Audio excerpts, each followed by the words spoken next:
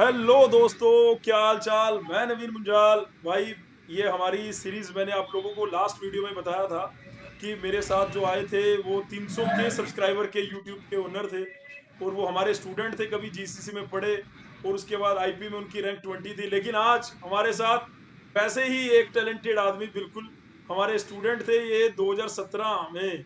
2017 में स्टूडेंट थे हर्षित शर्मा। हर्षित शर्मा आपको स्क्रीन पे दिखाई दे रहे होंगे। वेलकम हर्षित यार, ये छोटे से चैनल पे थैंक यू सर। आपका बहुत बहुत धन्यवाद, आपने टाइम दिया अपना। और मैं थैंक यू सर। आप लोगों को मैं ये बताना चाहता हूँ कि ये कम्युनिटी टैब में जब हमने लिखा था तो हमने लिखा था कि थर्सडे तक अपने आपको कोई भी क्वेश्चन पूछना है हर्षित से तो लिख दीजिएगा। तो थर्सडे के बाद एक थर्सडे हो चुका है ऑलरेडी। वो ऐसा क्या हुआ, जब हर्षित से बात करी तो हर्षित ने बताया कि उसकी फैमिली और हर्षित खुद कोविड पॉजिटिव थे। तो उसके बाद भी हर्षित हमारे साथ हैं यहाँ पे। पहले तो मैं अपने जो ये डिप्लोमा के दोस्त हैं उनसे ये रिक्वेस्ट करूंगा कि हर्षित के फैमिली के लिए और हर्षित के लिए कि वो जल्दी से स्वस्थ हो। वैसे अभी हर्षित अभी क्या स्टेटस है अभी? Sir all all have been tested negative. जितने ओके। सारे नेगेटिव हुए कल ही हुए हैं। ओके, तो तुम लोग यस सर। 14 दिन घर पे ही थे सब, मम्मी पापा आप? यस सर, 17 डेज का होता है एक्चुअली। 10 दिन का होता है होम आइसोलेशन, उसके बाद 7 दिन होता है क्वारंटाइन, तो 17 दिन कंप्लीट हो गए कल। ओके, तो 17 दिन भाई यस कंप्लीट सर। करके लड़का आज हमारे साथ जुड़ा है। और दूसरी बात मैं यस आपको ये बता रहा हूँ कि मतलब ऐसा हम कैमरे के सामने क्यों कह रहे हैं, क्योंकि मैं आप लोगों की शुभकामनाएं, आप लोगों की ब्लेसिंग्स चाहता हूँ कि भैया भाई को दो।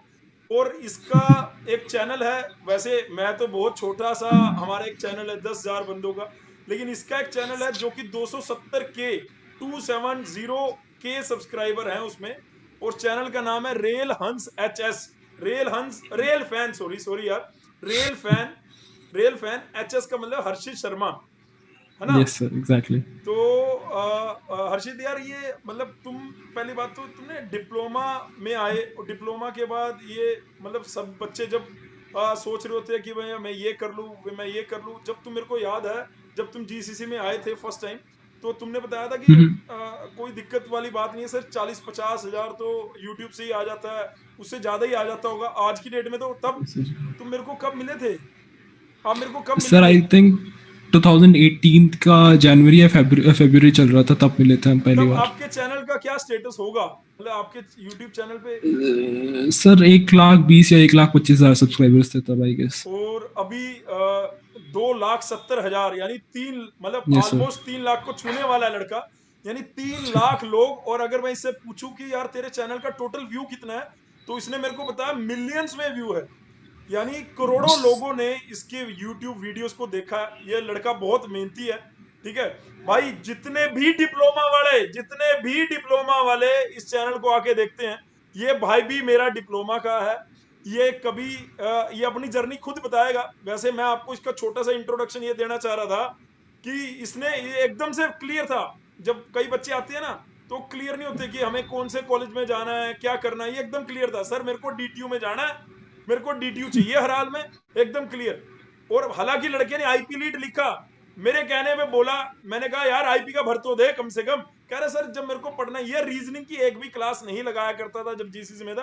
तब इसको पता था कि यार वहां पे मैथ आना है, ये आना है, ये आना है, तो उसी के अकॉर्डिंग चलता रहा। अभी ये अपने बारे में खुद बताएगा, ठीक है। और यो जो ये सीरीज है हमारी, ये इस सीरीज में हम डिप्लोमा वाले क्या कर सकते हैं और क्या क्या उन्होंने अचीव कर रखा है। ये बच्चा अभी बीटेक के, आप थर्ड ईयर में हो अर्चित, फाइनल ईयर में हो? Yes sir, sir third year, pre final year. ये अभी अभी बीटेक के थर्ड ईयर में डीटीयू से ये बीटेक कर रहा है। अपने बारे में ये अपनी जर्नी खुद बताएगा आप लोगों को अभी। तो थर्ड ईयर में आके अगर कोई बच्चा थर्ड ईयर में है और वो ऑलमोस्ट 1 लाख के आसपास के पैसे कमा रहा है यूट्यूब से ही, 1 लाख से, मैं 1 लाख कह रहा हूँ, 1 लाख से ऊपर ही होगा। जो गैजेट इसके यहाँ पे आपको कैमरे के सामने दिख रहे हैं ना, ये इसके पापा ने लेके नहीं दिए, ये इसके कोई बड़े भाई ने लेके नहीं दिए, इसने खुद ने लिए हैं। इसने खुद ने लिए हैं। ये कहाँ से ये चीज कहाँ से आती है? यहाँ से आती है भाई। दोस्तों मैं ये तुम्हें कहना चाह रहा हूं कि हर्षित ने अगर अपने को देखा कि मैं क्या कर सकता हूं, ये कर सकता हूं, और उसके अकॉर्डिंग चलता चला गया। देखो यार आइडिया भी कितना अलग है। ये ट्रेन जो आ रही है उनकी वीडियो शूट करता है, जो भी ट्रेन में जो भी एक्स्ट्रा ऑर्डिनरी या कुछ नॉर्मल अब नॉर्मल जो भी दिखता है ये उसको शूट करता है और लोगों को दिखाता है और लोग देखते हैं। इसके पीछे ये पता नहीं पूरा इंडिया इसने मेरे को जब बताया था मुझे याद है। हर्षित भी सोच रहा होगा यार सर ही बोलते रहेंगे मेरे से क्या पूछेंगे। हर्षित सॉरी भाई, मैं तेरे को ये भी नहीं कहना नहीं सर, चाहता आप ही हूँ बोलो। कि मैं यार टीचर आदमी हूँ। मैं यूट्यूब पे ये मैं यूट्यूब पर नहीं हूँ कि भाई मेरे, और ना मैं कोई यस एंकर सर। हूँ कि मैं तेरे से फटाफट से हाँ भाई ये तू बता अपने बारे में ये है वो है। तो थोड़ा सा ऐसे रैंडमली चल रहा है, ये ऑनेस्ट टॉक है इसमें कोई। बिल्कुल सर। हाँ, तो मैं अभी ये कहना चाह रहा था कि अर्षित ये पहले तो अपने बारे में बताओ यार सबको, ये डिप्लोमा के जो बच्चे हैं जो कि ग्राउंड के अंदर घुसे हुए हैं, मैं हर वीडियो में बोलता हूँ इनको बाहर निकालो यार, डिप्लोमा वालों को बाहर निकालो। मैं हर वीडियो में बोलता हूँ कि डिप्लोमा के बच्चे सबसे अच्छे। अभी हम लोग वीडियो यस सर। शुरू होने से पहले ये डिस्कस कर रहे थे कि वीडियो इंग्लिश में बनना चाहिए हिंदी में, क्योंकि हर्षित की इंग्लिश बहुत बढ़िया है जितना मैं जानता हूँ। ठीक है, और मैंने कहा हर्षित यार जो अपना जितने भी व्यूअर हैं वो अगर तुम हिंदी में अपनी बात को रखोगे उनके सामने तो उतना ज्यादा अच्छा रहेगा। और बाकी हर्षित ने बोला कि सर मैं मिक्स कर लूंगा, कोई चक्कर वाली बात नहीं है। हर्षित सोच रहा होगा अभी सर ये तो सर ने कैमरे में ही बोल दिया। अरे फर्क नहीं पड़ता भैया, फर्क नहीं पड़ता है ना। तो मैं चाहूंगा कि आप अपने बारे में पहले खूब अच्छे से बताओ कि आपने टेंथ के बाद डिप्लोमा क्यों चूज किया जब आप प्लस टू कर सकते थे। फिर डिप्लोमा किया, डिप्लोमा को लोग गाली समझते हैं, सोचते हैं जो डिप्लोमा करता है वो तो बेवकूफ आदमी होगा, या उसके पास फाइनेंशियली कोई दिक्कत होगी, या उसको वो 11वीं में फेल हो गया होगा, उसने 12वीं करी होगी उसमें साइंस ली होगी उसमें वो फेल हो गया होगा, इसकी वजह से वो डिप्लोमा ऐसा। तो बताओ बच्चों को कि ऐसा नहीं है भाई, डिप्लोमा वाले भी बढ़िया इंसान है, डिप्लोमा वाले भी बढ़िया कर सकते हैं। एग्जाम्पल तुम्हारे सामने अभी बीटेक के फाइनल ईयर में है, बीटेक के बाद नौकरी जो करेगा वो करेगा, उससे पहले ये इतना पैसा कमा रहा है जितना मैं इसका टीचर हूं। मैं मेरी भी 1 लाख रुपए की ऑलमोस्ट सैलरी है और भाई की भी 1 लाख रुपए की ऑलमोस्ट सैलरी है। क्या बात है, इसके लिए क्लैपिंग बनती है भाई, इसकी क्लैपिंग बनती है। तो हर्षित बताओ अपने बारे में अच्छे से, खूब अच्छे से बताओ बच्चों को। हाँ ओके, थैंक यू सर। पहले तो एज सबको पता ही है मेरा नाम हर्षित है, एंड 2016 में मैंने GND IT ज्वाइन किया था कंप्यूटर साइंस में, Guru Nanak Dev institute of technology. तो मैं बिलोंग नहीं करता हूँ दिल्ली से, मैं इलाहाबाद का था। तो ऑब्वियसली 10th के बाद ऑप्शन भाई होता है यूपी से डिप्लोमा है। का। हेलो यूपी वालों, मैं सॉरी इंटरप्ट कर रहा हूँ, यूपी से है भाई, यूपी से है, यूपी में इलाहाबाद से है। और इलाहाबाद जिसका नाम अभी प्रयागराज हो गया, सही बोल रहा हूँ ना मैं? यस सर, एग्जैक्टली, तो भाई प्रयागराज। प्रयागराज से है। और ठीक है भाई कंटिन्यू करो। Yes sir. तो इलाहाबाद में था मैं। 10th मैंने जब मतलब क्वालिफाई किया तो 8.2 CGPA थी मेरी। तो मतलब बहुत अच्छी भी नहीं थी, बहुत ख़राब भी नहीं थी, बट मेरा एक मोटिव क्लियर था कि मुझे जाना तो साइंस की फील्ड में है। मतलब कॉमर्स और ह्यूमैनिटीज़ में उतना इंटरेस्ट नहीं था, तो मुझे साइंस की फील्ड में जाना था। एंड साइंस में भी मेरा कोई स्पेशलाइजेशन था, मोम मुझे डैड का कंप्यूटर साइंस ही प्रेशर, चाहिए। कोई मोम डैड का प्रेशर था? नहीं नहीं, अच्छा, कोई कोई कोई प्रेशर प्रेशर नहीं नहीं था, था, कोई प्रेशर एब्सोल्युटली सारी। कोई वो नहीं था, उन्होंने अगर मैं ह्यूमैनिटीज भी लेता तो कोई इशू नहीं था। बट मेरा खुद का इंटरेस्ट था कंप्यूटर साइंस में, तो मैंने सोचा था मैं कंप्यूटर साइंस ही करूंगा। बट फिर डिप्लोमा का मैंने सिर्फ फॉर्म भरा था। मैंने पहले यूपी का जो होता है एग्जाम, JEE-CUP डिप्लोमा का एंट्रेंस, मैंने वो दिया था। एंड उसमें भी मेरी रैंक अच्छी आई थी, आई थिंक 1000 समथिंग रैंक आई थी। तो मैंने कहा था ठीक है, it is also good. But फिर भी मैं ऐसे सेकेंडरी सोच रहा था, मैं सोचा मैं 11th-12th ही करूंगा एंड उसके बाद कंटिन्यू करूंगा JEE मेंस देके। फिर मैंने CET दिल्ली जो एग्ज़ाम होता है डिप्लोमा का, मैंने वो भी दे दिया था। वो भी मेरा मतलब डेस्टिनी ही कही है इसको कि मैंने देना नहीं था, बट उसी साल मेरा वहाँ पे फंक्शन था और वो फंक्शन की डेट मैच कर रही थी, तो मैंने सोचा था कि दे देते हैं एग्ज़ाम, कोई दिक्कत नहीं है। फिर मैं गया वहाँ पे, मैंने एग्ज़ाम भी दे दिया एंड वहाँ मेरी रैंक आई थी 335। तो मुझे आइडिया नहीं था कि मतलब 335 रैंक अच्छी होती है ख़राब होती है, बट ऐसे सुनने में लगा कि 335 है तो अच्छी होगी, 3 डिजिट की रैंक है। तो फिर मैंने ऑप्शंस देखे क्या क्या है मेरे पास, एंड फिर फाइनली मैंने सोचा कि चलो डिप्लोमा ही कर लेते हैं, बिकॉज जब मेरा मोटिव अभी से ही क्लियर है, मुझे करना ही कंप्यूटर साइंस इंजीनियरिंग और कुछ भी नहीं करना है। तो जब ऑलरेडी मैं 10th से ही कर सकता हूँ तो कोई दिक्कत नहीं। और फिर मैंने उस समय आगे का नहीं सोचा था कि मैं आपको मतलब डिप्लोमा के बाद क्या। फाइनेंशियल कोई इशू नहीं था, आप चाहते तो प्लस टू कर सकते थे, plus one yes plus two sir, कर कोई सकते थे। दिक्कत नहीं। एंड मेरे को अगर ऑप्शन आज भी दें कि तुम डिप्लोमा करोगे या +2, तो मैं शायद अभी भी डिप्लोमा ही करूंगा, बिकॉज तो ये यहाँ से हर्षित एक बात क्लियर कर रहा है, और जो बच्चे अभी टेंथ में हैं, तो यहाँ से अगर टेंथ वाले बच्चे भी हमसे अगर कुछ जुड़े हैं तो इस वीडियो से ये तो पता लग रहा है कि भैया अपने आप को पीछे मत समझो कि डिप्लोमा कर रहे हो तो पीछे रह गए। ना ना ना ना ना ना ना ना। ये इसका ये कहना था कि अगर प्लस टू के बाद ये कंप्यूटर साइंस में जा रहा है तो प्लस टू के बाद भी इंजीनियर ही बन रहा है, तो 10th के बाद अगर ये यस सर। कंप्यूटर साइंस से करके उसके बाद बहुत सारे ऑप्शन है। इसको पता होगा, इसके पेरेंट्स को पता होगा कि डिप्लोमा के बाद भी बीटेक कर सकते हैं, है ना? ये आपको उस टाइम पे पता था 10th में यस या सर। नहीं पता था? ये मतलब सही सर बताना। मुझे आइडिया था थोड़ा बहुत कि डिप्लोमा के बाद बीटेक होता है, लैटरल एंट्री जैसा कुछ होता है, बट मैंने उतना उस पर मतलब एक्सप्लोर नहीं किया था। मुझे ये था कि अभी पहले मैं 3 साल यहाँ पे इतना सीख लूँ कि उसके बाद ही मैं देखूंगा। ओके। फिर मैंने ज्वाइन किया था GNDIT ज्वाइन किया था कंप्यूटर साइंस, एंड फिर मैंने वहाँ स्टार्ट किया था। तो उस समय मतलब फर्स्ट ईयर में तो ऑब्वियसली कंप्यूटर साइंस से रिलेटेड कुछ होता नहीं है, तो मैंने स्टार्ट किया। एंड जैसे स्कूल का इन्वायरमेंट था उससे थोड़ा अलग था, बिकॉज ऑब्वियसली स्कूल और कॉलेज में काफ़ी डिफरेंस होता है। एंड इलाहाबाद का मैं प्राइवेट स्कूल में पढ़ा था, तो यहाँ पे काफ़ी स्ट्रिक्ट होती है चीज़, एंड कॉलेज में ऑब्वियसली थोड़ी बहुत तो मतलब ढील दी जाती है पढ़ाई में। हाँ तो मैं वहाँ गया, एंड मैं मतलब बहुत स्मार्ट नहीं था पढ़ाई में, मैं आई एडमिट, क्योंकि मेरी पहले ही सेमेस्टर में बैक आ गई थी। तो ओके। मतलब सब्जेक्ट यस सर, मैथ्स में, मैथ्स। अप्लाइड मैथ्स में। एंड मेरा पूरे फ्रेंड सर्कल की बैक आ गई थी।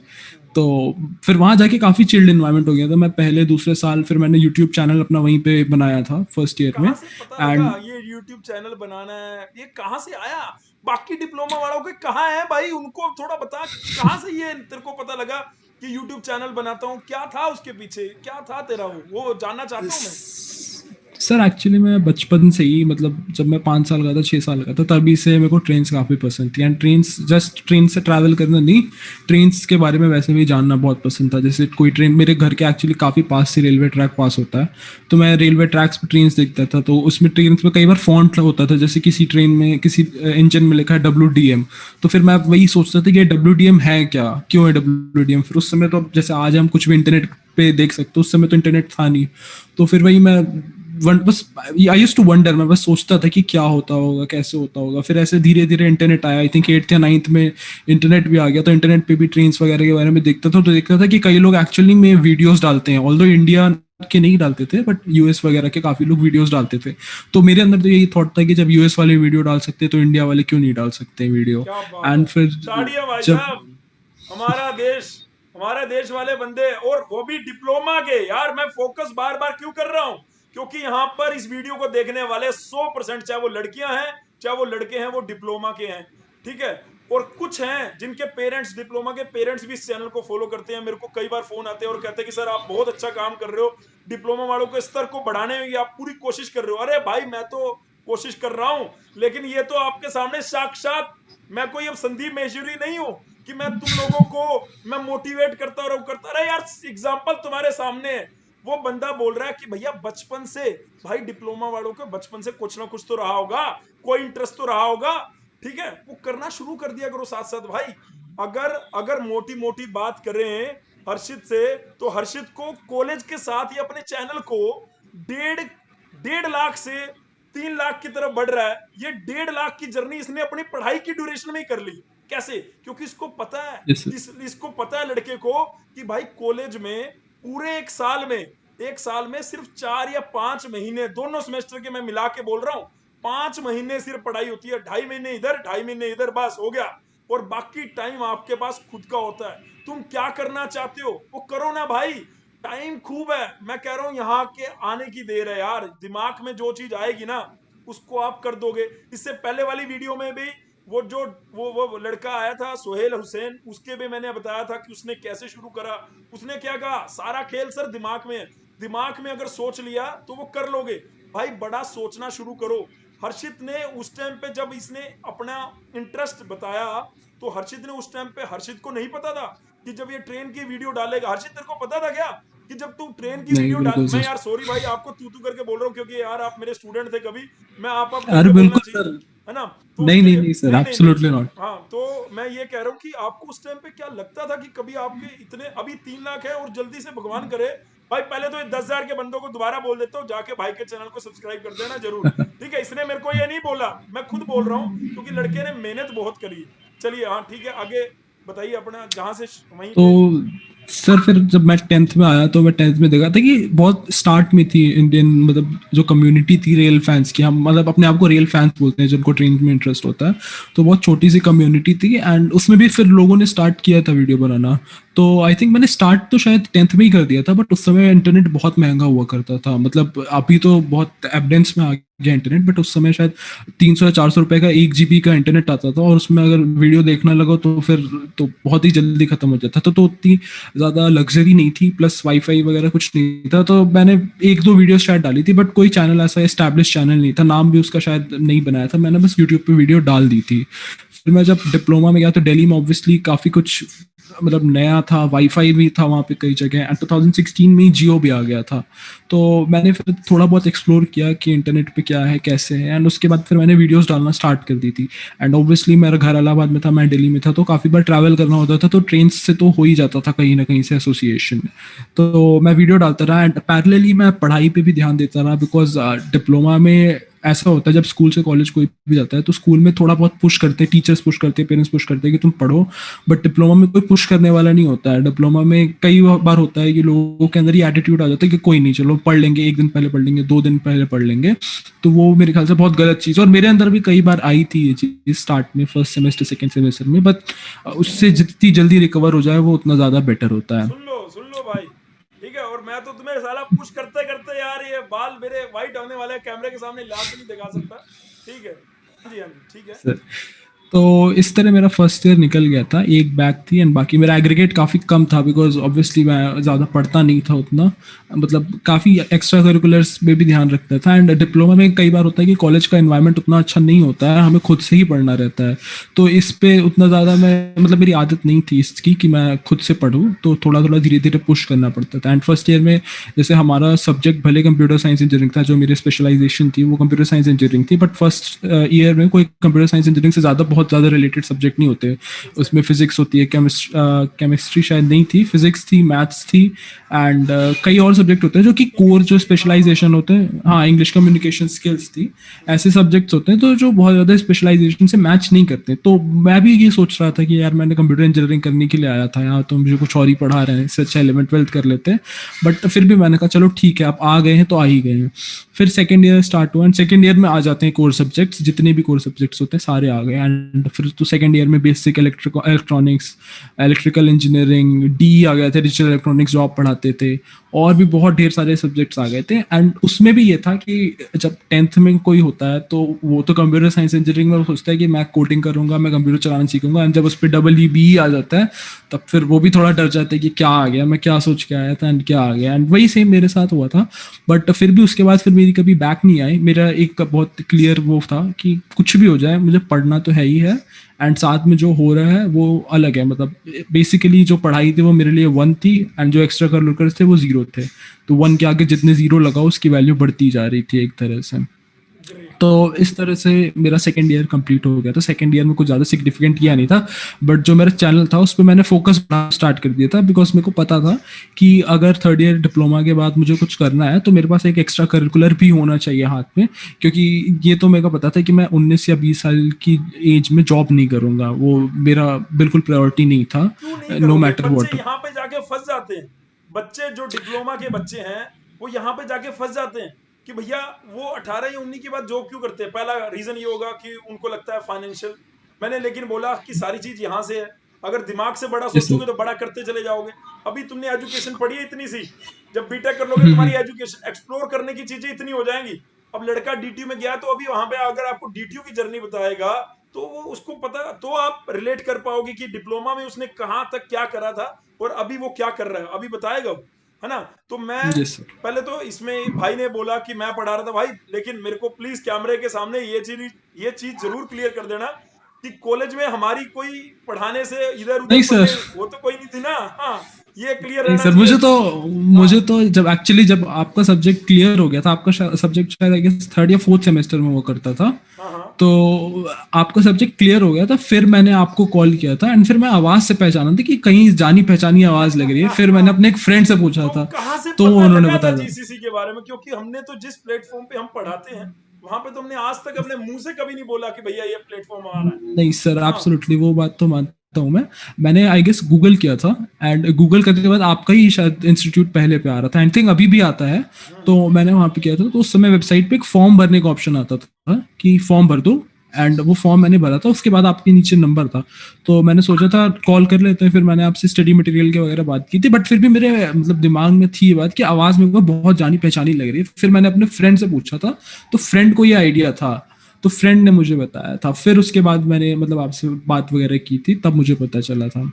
तो खैर जो भी था, सेकेंड ईयर मेरा ऐसे ही निकल गया। सेकेंड ईयर में आई थिंक मेरा यूट्यूब चैनल ग्रो करना स्टार्ट कर दिया था, बट फिर मेरे अंदर वही दोबारा डाउट आ गया था कि या तो मैं अपनी स्टडीज़ कंटिन्यू करूँ या तो मैं यूट्यूब पे कंटिन्यू करूँ, क्योंकि एक पार्टिकुलर टाइम के बाद, क्योंकि मेरा जो यूट्यूबिंग का फील्ड था वो ऐसा था कि मैं घर पे बैठे बैठे वीडियोस नहीं बना सकता, मुझे बाहर जाके डेडिकेटेड टाइम देके, अब जैसे मुझे कोई वीडियो बनानी है तो मैं दिल्ली के अंदर रह के वीडियो नहीं बना सकता, बिकॉज जो मतलब मैं ज़्यादा उसको स्पेसिफाई नहीं कर सकता हूँ और शायद ज़्यादा लोग समझे भी नहीं, बट ट्रेन की वीडियोस थोड़ा सा मुझे सबर्बन्स में जाके बनानी होती है। सबर्बन्स जैसे दिल्ली में हो गया, नोएडा, गुड़गांव, जो थोड़ा सा शहर से बाहर की जगह है, वहाँ जाके मुझे वीडियो बनानी होती थी, एंड वो एक दिन का काम था बेसिकली, तो मैं ऐसे बार बार उसको उतना टाइम नहीं दे सकता था और ना उतनी प्रायोरिटी दे सकता था। तो मैंने यही सोचा था कि ना मैं इधर ध्यान दूंगा पढ़ाई पे, ना मैं ध्यान दूंगा यूट्यूब चैनल में, मैं बीच में ही जाऊंगा। मुझे ये था कि मैं एक साल बाद क्या करूंगा, मुझे पहले ही डिसाइड कर लेना है।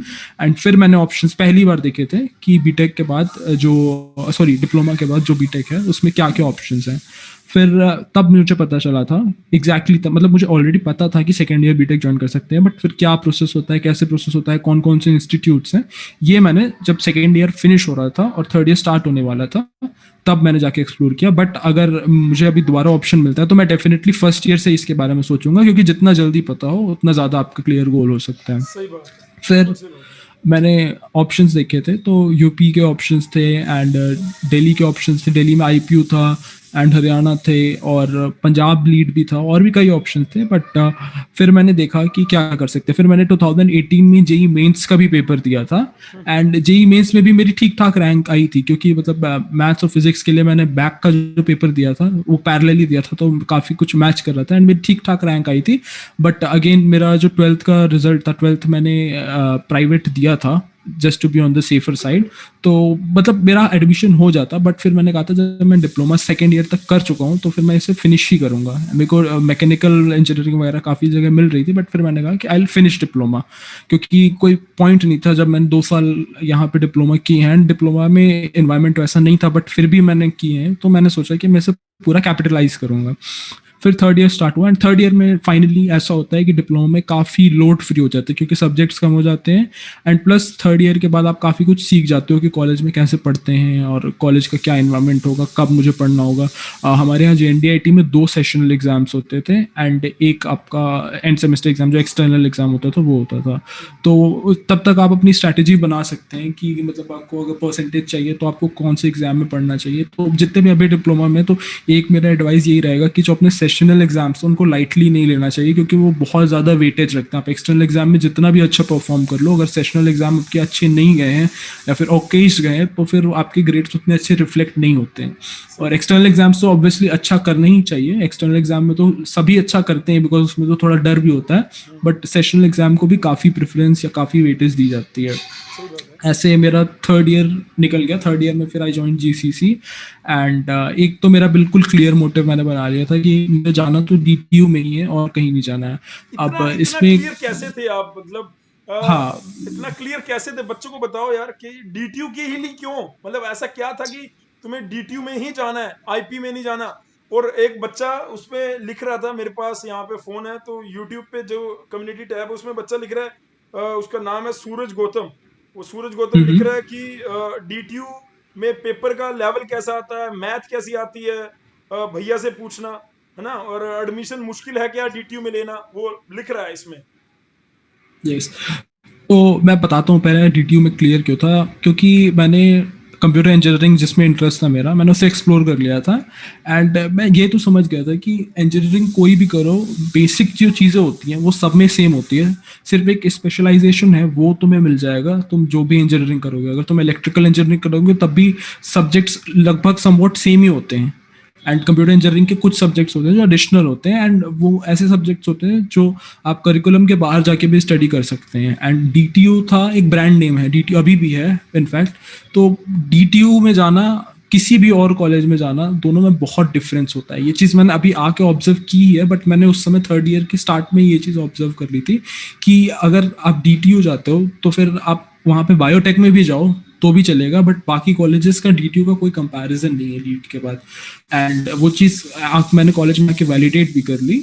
बट खैर उस समय मैंने उतना ज़्यादा सोचा नहीं। उस समय तो मैंने ये सोचा कि ब्रांड नेम है, प्लस अगर आप DTU जैसे कॉलेज में हो एंड आपको जिस भी ब्रांच के हो, आप मान लो एक सेकंड के लिए कि आप बायोटेक के हो, आपको कुछ नहीं आता बायोटेक के बारे में, फिर भी आपकी जो प्लेस होने की मतलब प्रोबेबिलिटी रहती है वो बहुत ज़्यादा रहती है IPU के कॉलेज। IPU में अगर आप एक अच्छे कोडर हो, आपकी CGPA भी अच्छी होनी चाहिए, आपकी कम्युनिकेशन स्किल्स भी अच्छी होनी चाहिए, एंड उसके बाद भी आपके पास जो अपॉर्चुनिटीज़ होती हैं वो बहुत लिमिटेड होती है। बिकॉज IPU में आई थिंक किसी भी कॉलेज में 30-40 से ज़्यादा कंपनीज आती हैं, 30-40 कंपनी में भी आपके पास बहुत कॉम्पिटिशन होता है, क्योंकि आपके क्लास में ऑब्वियसली 100-150 बच्चे रहते हैं। 100-150 बच्चे जब कम्पीट करते हैं आपके साथ, तो समवॉट थोड़ा बहुत आपके पास बहुत ज़्यादा चांसेस नहीं होते हैं। उसमें भी हाँ, एंड उसमें भी जो कंपनीज होती हैं वो उतनी स्टैब्लिश्ड नहीं होती हैं। जैसे आप देखोगे तो अमेजोन नहीं आएगी, गूगल नहीं आएगी, माइक्रोसॉफ्ट नहीं आएगी, फेसबुक नहीं आएगी, थोड़ी नॉर्मल सी कंपनीज आती हैं IPU में। एंड मतलब ऐसा नहीं है कि आप IPU जाओगे तो आप बिल्कुल अनसक्सेसफुल हो गए, और आप IPU में चले गए हो तो अब आपका कुछ हो नहीं सकता, ऐसा नहीं है।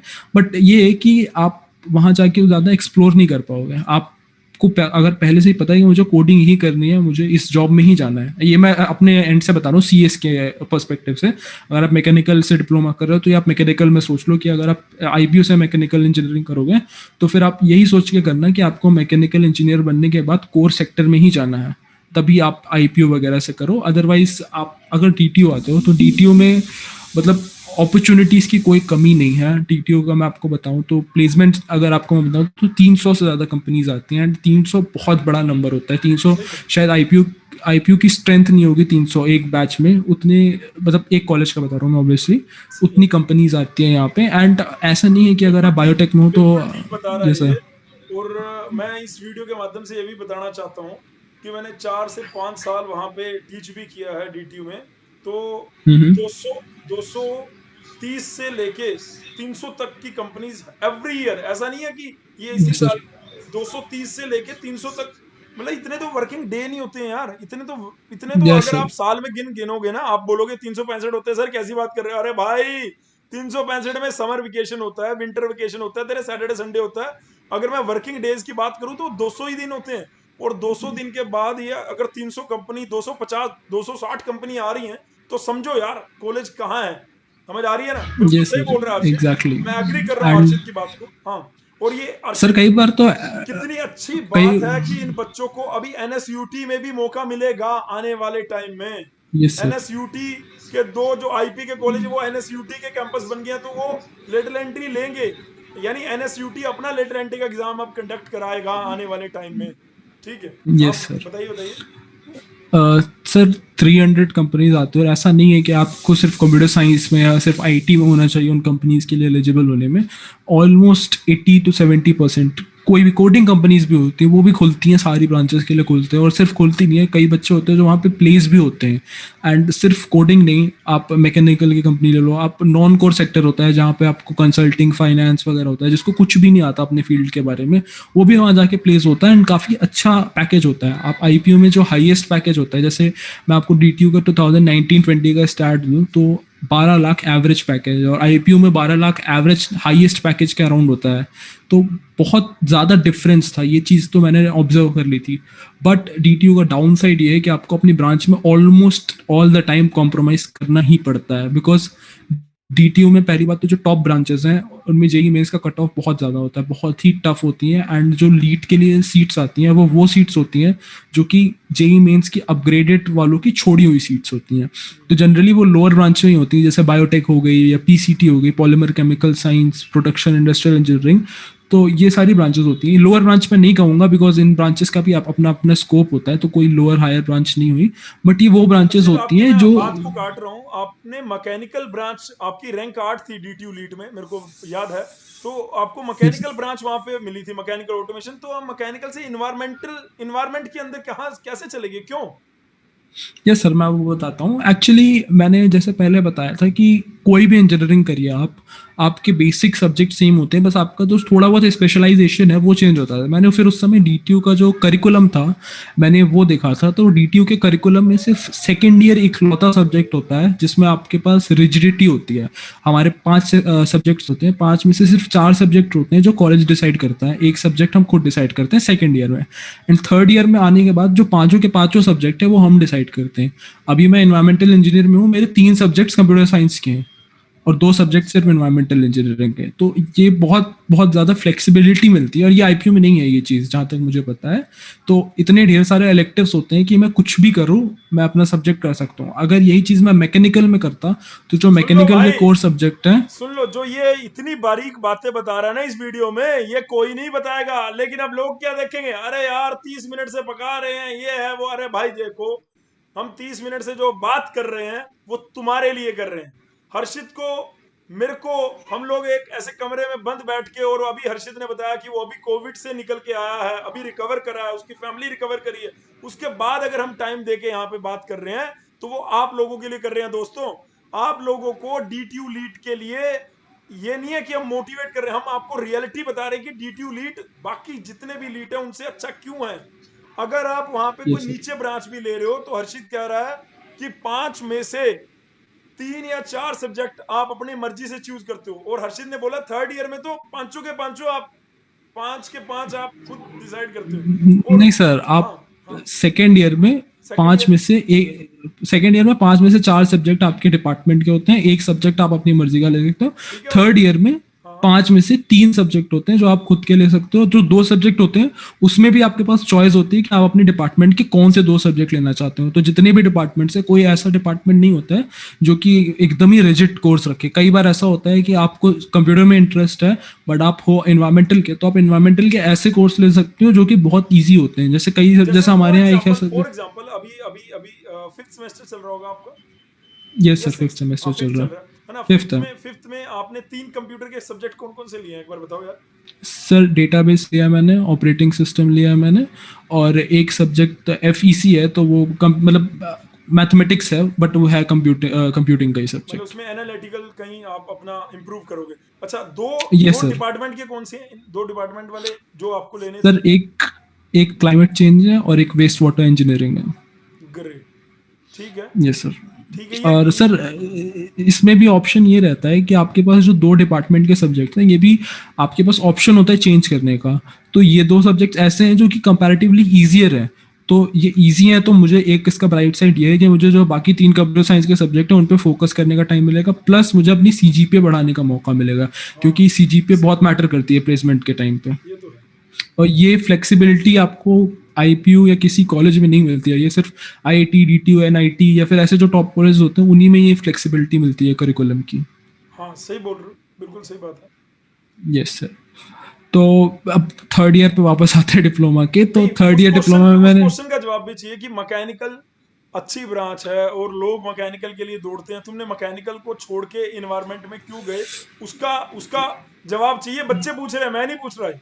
हाँ सर एक्चुअली डीटीयू के मैकेनिकल बहुत फेमस है, आपको पता होगा, आप तो डीटीयू में हो। डीटीयू की मैकेनिकल मतलब एक समय था जब डीसीई के, एक्चुअली डीसीई के जो मैकेनिकल थे वो एशिया के बेस्ट डिपार्टमेंट में आता था। obviously। तो जब मैं मैकेनिकल में आया था तो मुझे मतलब बहुत अच्छा लगा था। बट फिर मैंने जब देखा मैकेनिकल का कोर्स स्ट्रक्चर तो फिर मेरा थोड़ा सा दिमाग खराब हो गया, क्योंकि डीटीयू की मैकेनिकल जितनी फेमस है उतनी इनफेमस भी है। डीटीयू के 2 डिपार्टमेंट है, ये आप देख लीजिए, क्योंकि अगर लीड में किसी को मिले तो electrical engineering and mechanical engineering, ये 2 सबसे टफेस्ट डिपार्टमेंट है डीटीयू के। एंड ये डिपार्टमेंट फेमस ही है लोगों को बैक देने के लिए। तो अगर आप उससे आ रहे हो कि आपकी पढ़ाई में थोड़े ओकेइश हो और आपको कोई मैकेनिकल इंजीनियरिंग में स्पेसिफिक इंटरेस्ट नहीं है, तो मेरी एडवाइस यही रहेगी कि आप मैकेनिकल और इलेक्ट्रिकल इंजीनियरिंग को अवॉइड करो। बट हाँ, अगर आपको इंटरेस्ट है तो ये दोनों branches top branches of DTU में आती हैं, तो अगर आपको मिल रही है तो वेल एंड गुड। बट अगर आपको कोई इतना स्पेसिफिक इंटरेस्ट नहीं है इन 2 ब्रांचेस में, तो मेरी एडवाइस ये रहेगी कि आप इन दोनों को अवॉइड करो, क्योंकि ये ब्रांचेस बहुत ज़्यादा इनफेमस हैं डीटीयू की, स्पेशली इलेक्ट्रिकल इंजीनियरिंग।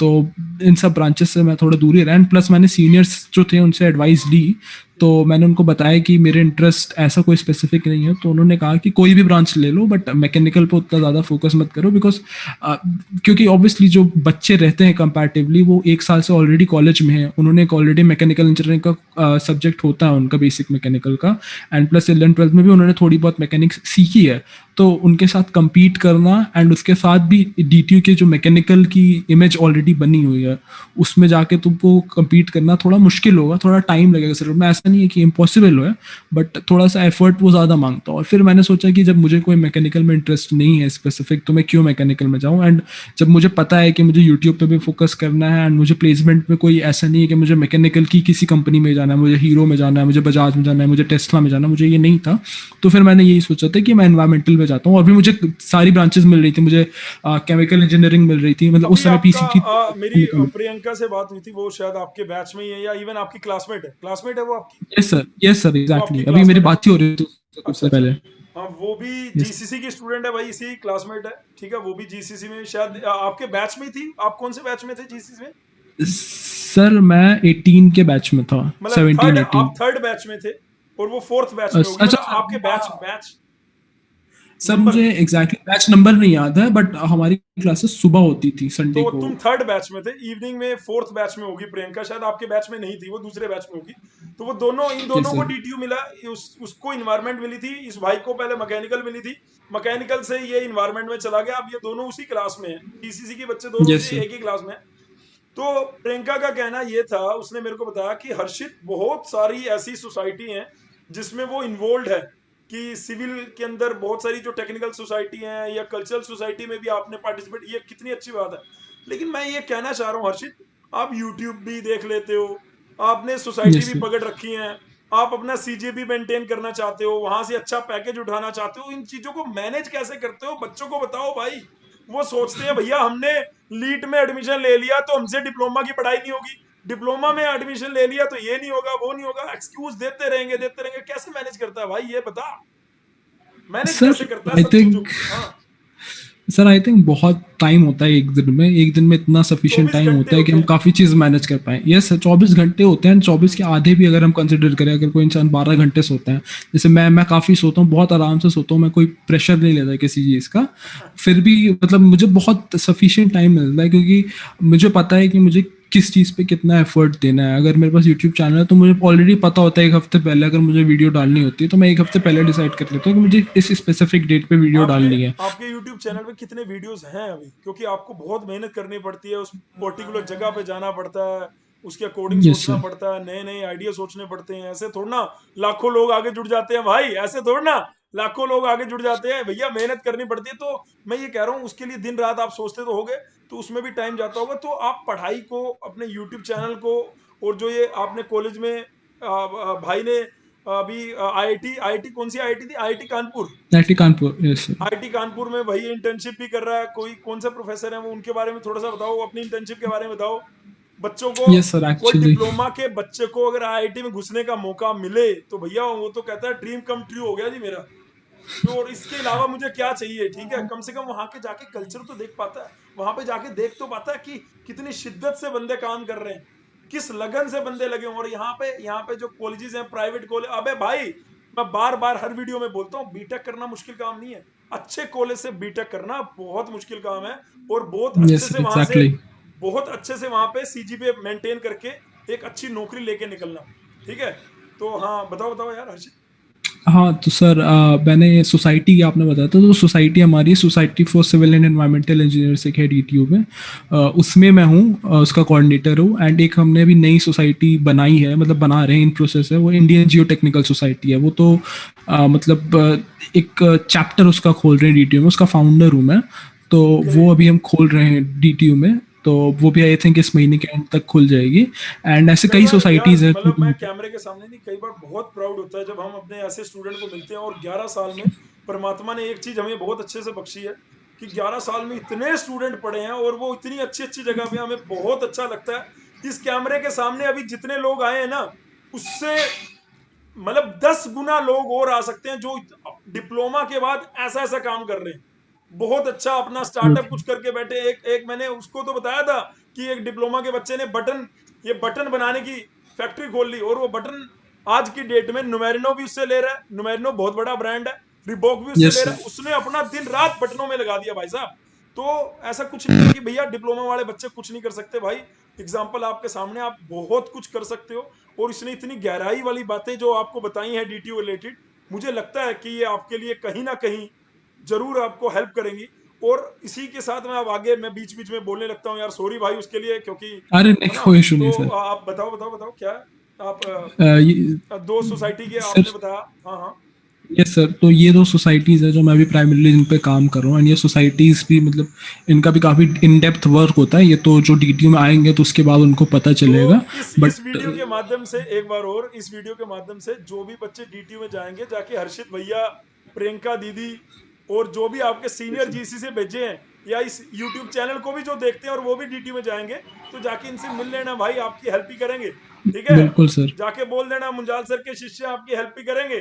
तो इस वीडियो देखो, ये तो कैमरे के सामने बोल रहा है, तो आप इसकी सोसाइटी में भी जुड़ सकते हो। इसे, अगर यस इसका सर। चैनल इतने लाखों लोग देख रहे हैं, इसको एक टीम की जरूरत है और आपको कोई काम की जरूरत है, तो आप उसके नीचे, इस वीडियो के नीचे कमेंट कर देना कि भैया, या कोई लड़की भी अगर कोई काम उसको लगता है कि वो ये कर सकती है डिप्लोमा, अभी उसने लीड की तैयारी नहीं करी है या वो गैप कर रही है, साथ साथ कोई काम करना चाहती है, तो ये भाई ने मेरे को बताया कि ये, अगर उससे रिलेटेड कोई काम होगा ग्राफिक का, ये वो, तो आप इससे कॉन्टेक्ट कर सकते हो। वो इसकी बिल्कुल सोसाइटी सर। में कुछ काम हो, या इसकी जो छोटी सी टीम है जो कि ये इतना बड़ा चैनल ग्रो करके लेके जा रही है, तो उसमें कोई ज़रूरत हो, तो ये डेफिनेटली आपको उसमें एक तो सिखा भी सकता है, और इवन आपको ये कुछ पैसे भी दे सकता है, पैसा कमा भी सकते हो आप। ठीक कह रहे हो ना भाई हर्षित? बिल्कुल सर। हाँ, बिल्कुल बिल्कुल सर। ठीक है भाई हाँ, हर्षित। तो सर ये सोसाइटीज़ का था, एंड सोसाइटी का भी काफ़ी अच्छा कल्चर है डीटीयू में। तो मतलब आप कुछ भी करना चाहो तो उसके लिए एक सोसाइटी होती है। आप डांस करते हो, आप गाते हो, आप एक्टिंग करते हो, सबके लिए एक सोसाइटी होती है, एंड काफ़ी अच्छी इस्टेब्लिश्ड सोसाइटी होती है जिनको कॉलेज का भी काफ़ी सपोर्ट होता है। हमारे यहाँ के जो सोसाइटीज़ के बच्चे होते हैं वो बाकी different IIT Bombay, IIT Delhi, हर जगह के फेस्ट में जाते हैं, compete करते हैं, जीतते भी हैं काफ़ी बार। तो बहुत अच्छा कल्चर है सोसाइटी का, एंड ये भी कल्चर बाकी कॉलेजेस में नहीं मिलता है। नाउ बस कमिंग एक जो बैक टू। डाउट बार बार बच्चे मेरे को भेज रहे थे, उसने पर्सनली मेरे को व्हाट्सएप भी किया, वो पढ़ रहा है अभी अभी सुन रहा होगा कि भैया से जरूर यस सर। पूछना, हर्षित भैया से जरूर पूछना। तो मैं पूछ लेता हूँ भाई हर्षित से। हर्षित बेटे यार ये यस सर। बता, बच्चे कहते हैं कि यार सर, जब बीटेक करने जाते हैं ना, बीटेक करने के सेकंड ईयर में जाते हैं, तो जो प्लस टू वाले बच्चे हैं ना, वो लेटरल एंट्री वालों को ऐसे देखते हैं, अरे दूर रहो तुम लेटरल एंट्री वाले हो।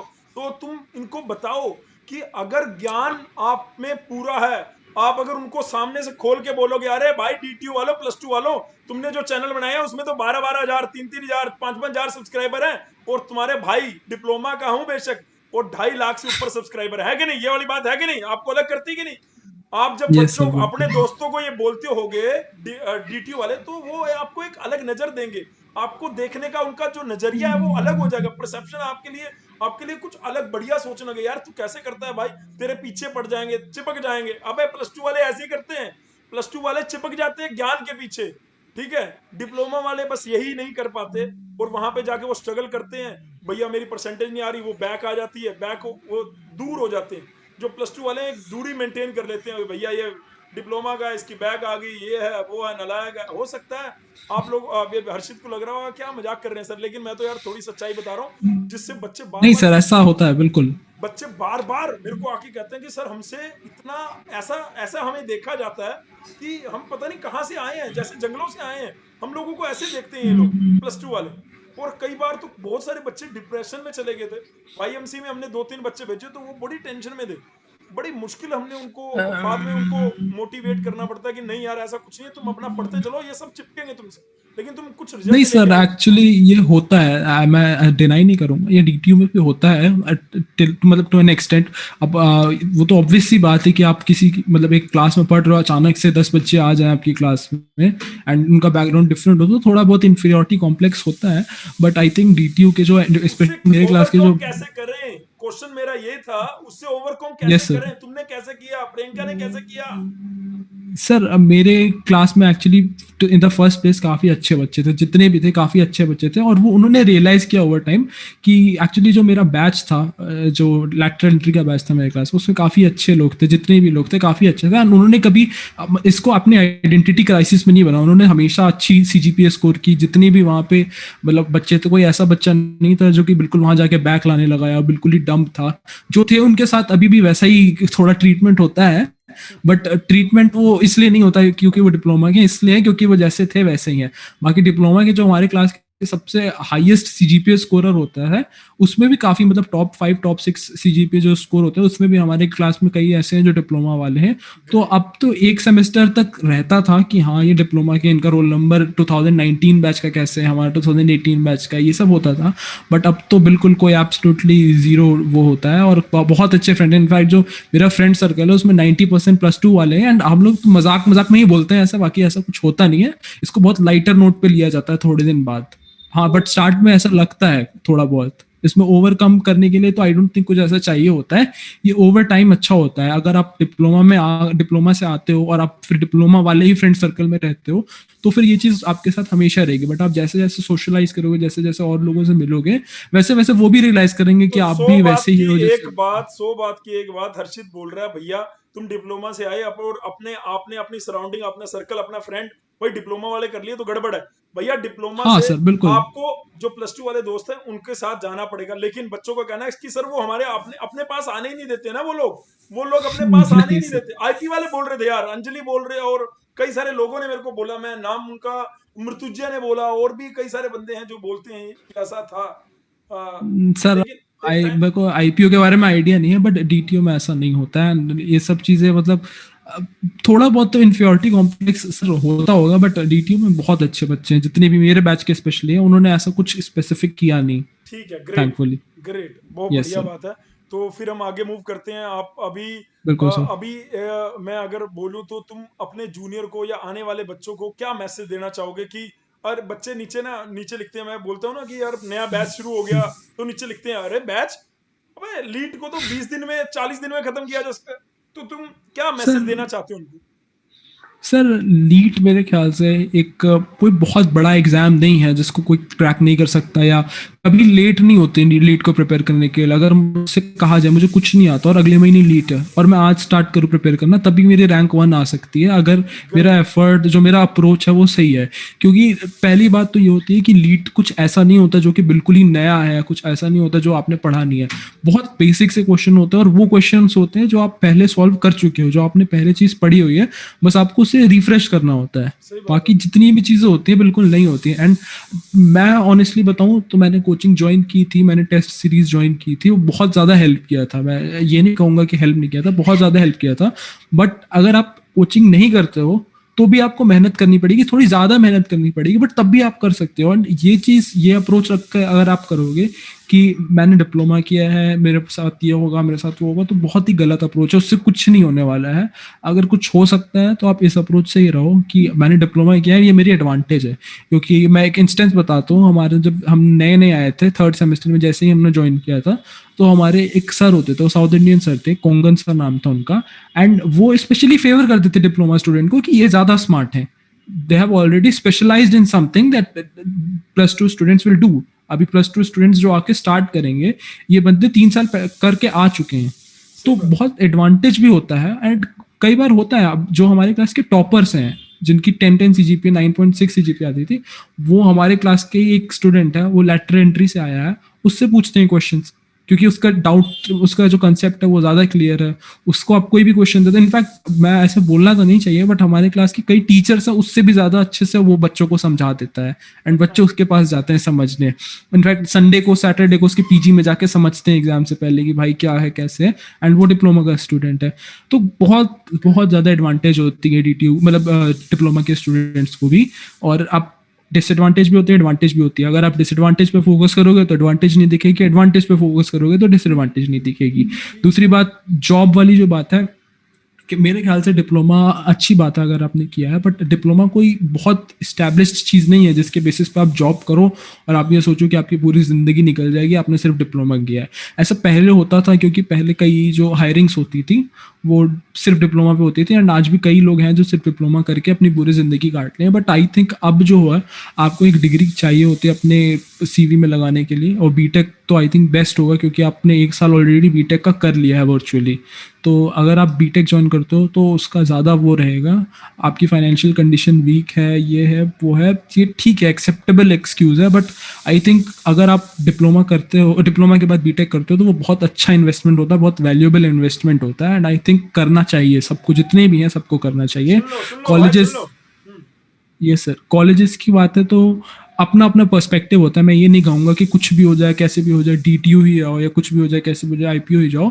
बट आई थिंक अगर आप क्लियर नहीं हो या क्लियर हो भी, अगर आपके पास मतलब हल्का सा भी डाउट है इधर उधर का, तो आई थिंक डीटीयू आना एक बहुत अच्छा अप्रोच होगा। क्योंकि पहली बात तो डीटीयू का ब्रांड नेम है। अगर आपको कोई पूछ रहा है कि आप कहाँ से बीटेक कर रहे हो, आपने डीटीयू बताया, तो 50% आपकी चीज़ें काफ़ी क्लियर हो जाती हैं। दूसरी बात इन्वायरमेंट की है।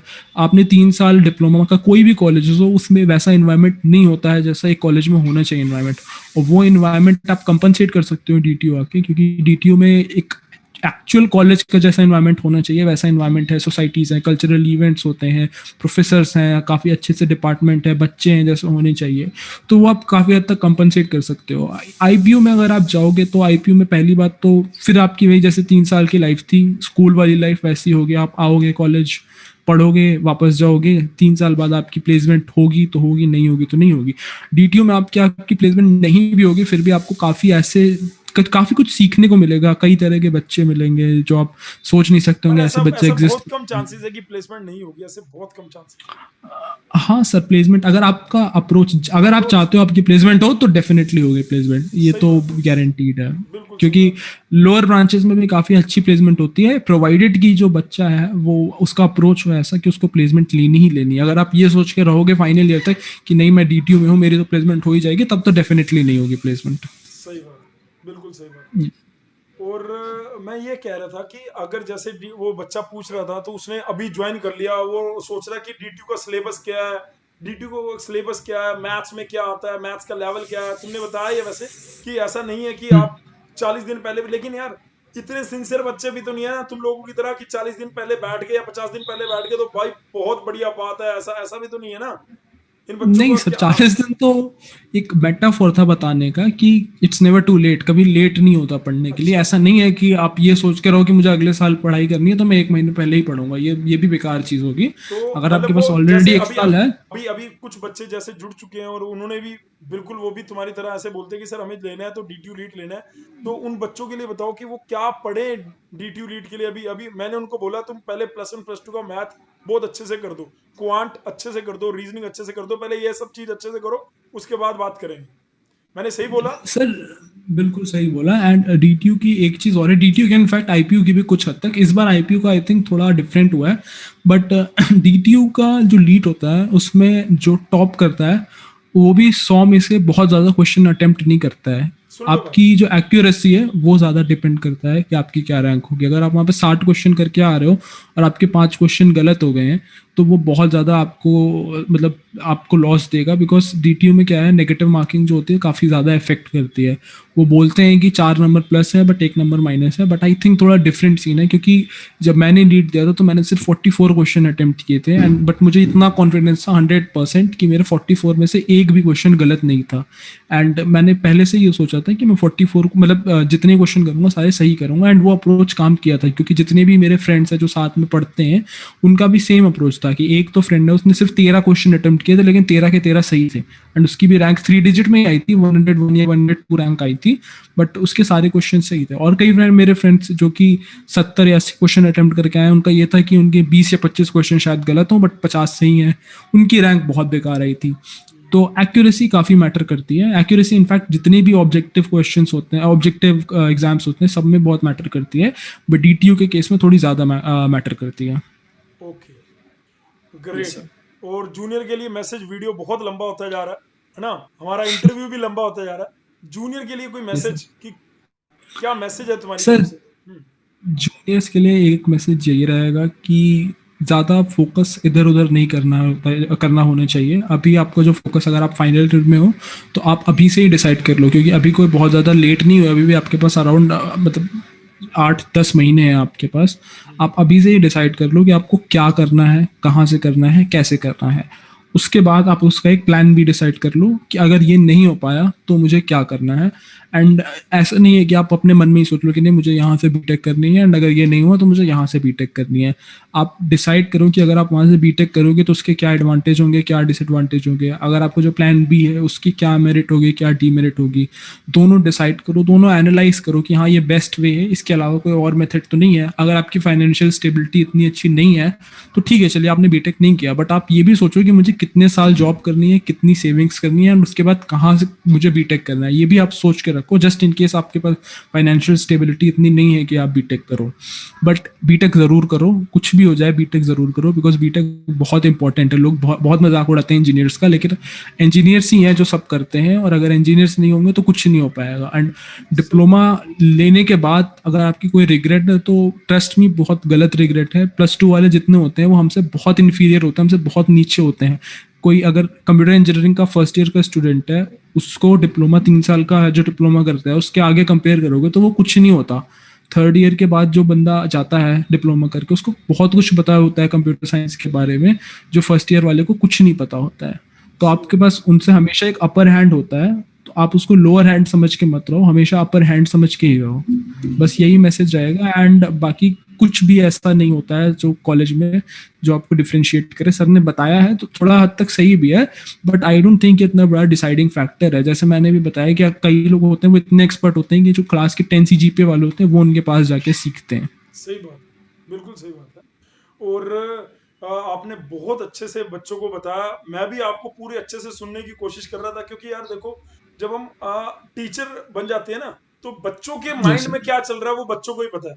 तो बच्चे यस अगर सर। उस चीज को देखें, क्योंकि हम तो टीचर हैं, तो टीचर टीचर की तरह ही देखता चला जाता है। अरे यार, हमें मतलब मेरे को ऐसा लगता है कि टीचर फर्टिनिटी, अगर टीचर भी इस वीडियो को कोई देखेगा, तो मेरा टीचर्स भाइयों के लिए भी ये मैसेज है कि यार तुम लोगों को बच्चों के एंड में भी सोचना पड़ेगा। यार बच्चे क्या सोचते हैं, हमें उसके, जो टीचर बच्चों के हिसाब से सोचने लगे ना, तो वो और अच्छा उनको निकाल के लेके आ सकता है कि आगे जाने के लिए। तो ये मैं अगर बोलता एब्सोल्युटली रहूंगा सर। डीटीयू बढ़िया, डीटीयू बढ़िया, लेकिन आज सामने से अगर बंदे ने आके बता दिया, मुझे लगता है कि मेरे से ज्यादा बढ़िया इसने आपको जो बताया ना वो सब बढ़िया बताया। और मैं इसकी सारी बातों के साथ एग्री करता हूँ, और मैं इसका धन्यवाद करता हूँ। Thank you so much Harshit, आप हमारे साथ जुड़े। एब्सोल्युटली सर, इट वाज और a pleasure to be here. मेरे को भी बहुत अच्छा लगा कि आप इस पार्ट में, और इन बच्चों को अगर हम थोड़ा सा भी, अगर मान लो इस वीडियो को 500 लोग भी देखते हैं, मैं तो मानता हूँ हमारा चैनल छोटा है भाई, तेरा चैनल बहुत बड़ा है भाई। तेरे चैनल को वीडियो को देखेंगे 1 लाख लोग, लेकिन इसको अगर 500 लोग भी देखते हैं, और 500 में से 20 लोग भी आपकी बात को या मेरी बात को कुछ सुन के अपना एक बना लेते हैं टाइम टेबल, जैसे तूने बोला 24 घंटे हैं, ऐसा नहीं है मैं सोता नहीं हूँ, मैं बहुत अच्छे से सोता हूँ। और मैं जो वो 12 घंटे हैं उसमें मैं अपना सोच लेता हूँ कि मुझे क्या करना है, वीडियो के लिए क्या करना है, कॉलेज में क्या करना है, कॉलेज में सोसाइटी में क्या करना है। भाई की बंदी भी है क्या कोई? तेरी बंदी भी है क्या नहीं कोई? सर, नहीं। भाई की बंदी नहीं नहीं है, नहीं भाई नहीं ब्लश कर रहा है, तो समझ जाओ कैमरे के सामने मना कर रहा है, बंदी नहीं है भाई की। ठीक है। तो मतलब नहीं तो उसको भी टाइम देना पड़ता है यार, है ना, उसको भी अलग से। अब ये अब आप लोग सोच रहे हो, अरे यार मुंजाल से टीचर होके कैसी बातें कर रहे हैं। अरे यार भाई, ये अब मेरा स्टूडेंट नहीं है, ये पास हो गया। ये हमारे यहाँ से जब तक स्टूडेंट था, अब ये हमारा दोस्त है, भाई है। ठीक है, इसको मैं छोटा भाई की तरह अभी बोल रहा हूँ। हम छोटे भाई बहन से तो ऐसे बात कर लेते हैं ना, मैं वैसी बात कर रहा हूँ। मैं बहुत फॉर्मल होके बात नहीं कर रहा हूँ कि टीचर यस बच्चा सर। ऐसा। मैं शुरू भी जब किया था तो मैंने बिल्कुल रफ में ही शुरू किया था। और मैं उम्मीद करूंगा कि ये वीडियो को भाई जितने भी लोग देख रहे हैं, और उनको अगर अच्छा लगे तो लाइक ठोक देना, नहीं लगे तो डिसलाइक कर देना, कोई दिक्कत वाली बात नहीं है। Thank you so much listening my voice, और लिसनिंग हर्षित को आपने सुना। और हर्षित, दोबारा से तहे दिल से धन्यवाद यार, आपने टाइम दिया और बिल्कुल बच्चों सर। को मोटिवेट किया। थैंक यू सो मच यार। ओके भाई।